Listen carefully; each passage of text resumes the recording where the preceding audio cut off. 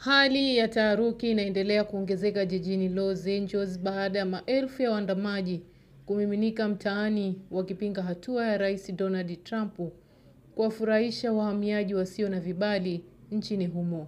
Kufuatia hatua hiyo, Rais Donald Trump aliamuru majeshi zaidi ya 2,000 kumwagwa maeneo yanapofanyika maandamano hayo ili kukabiliana na waandamanaji na kuimarisha ulinzi dhidi ya majengo na ofisi za serikali jijini humo.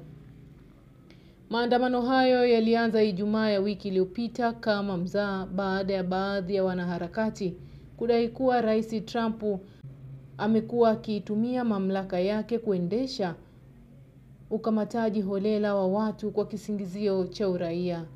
Waandamanaji walifunga barabara kuu za kuingia na kutoka jijini humo huku wakichoma magari yanayojiendesha hususani yanayotengenezwa na kampuni ya Tesla, jambo lililowalazimu maafisa wa usalama kutumia mabomu ya machozi, risasi za mpira na baruti kuwatawanya.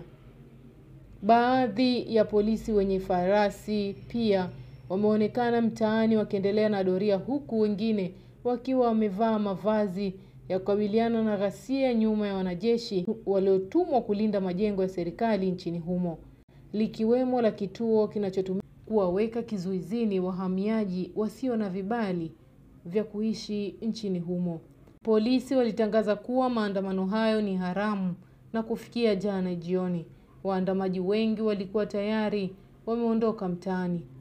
Hata hivyo, waandamanaji walichukua viti kutoka bustani ya umma ya karibu na kujenga vizuizi vya muda, wakirusha vitu kuelekea walipo askari polisi na jeshi upande wa pili wa barabara walipokuwa.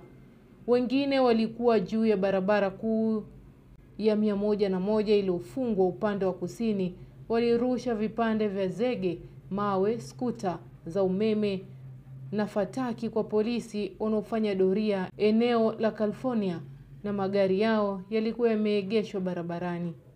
Kwa mujibu wa Associated Press, maandamano hayo yamechochewa na operesheni inayoendeshwa na idara ya uhamiaji chini ya Rais Trump, ambako imekuwa ikiendesha msako mtaani dhidi ya wanaoitwa wahamiaji haramu.